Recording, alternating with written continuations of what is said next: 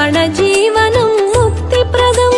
గోదాదేవి వందనము, ధరణి పుత్రిక వందనము, శ్రీరంగనాయకి వందనము, మంగళదీపిక వందనము.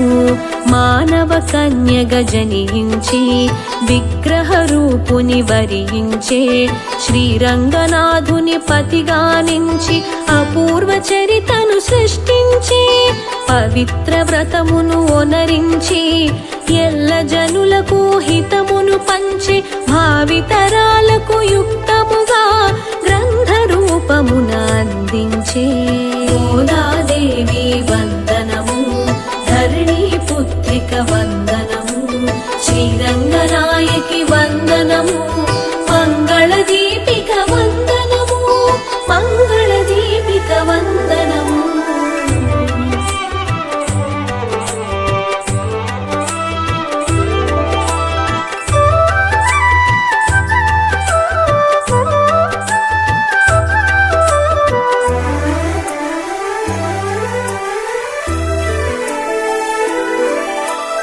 ఎదురుగా ఉన్న విగ్రహమూర్తిని నిజమూర్తిగా తను భావించి అనుపమానము అసమానమునగు దైవ ప్రభావము దర్శించి విగ్రహమూర్తిని కదిలించి పరిణయమాడిన ప్రామాణ్యం గోదా కళ్యాణ వైభవము అమ్మవారికి ప్రాముఖ్యం.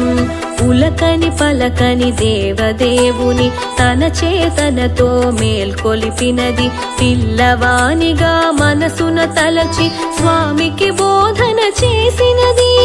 మనుజుల బాగును మదిలో నుంచి స్వామికి నడవడి నేర్పినది. స్పందించిన శ్రీరంగనాయకులు ఆడాళమ్మను వరించే మహిమాన్విత సుధాభరితం అతులిత పావన సంకలితం శ్రవణ జీవనం గోదాదేవి వందనము, ధరణి పుత్రిక వందనము, శ్రీరంగనాయకి వందనము, మంగళదీపిక వందనము.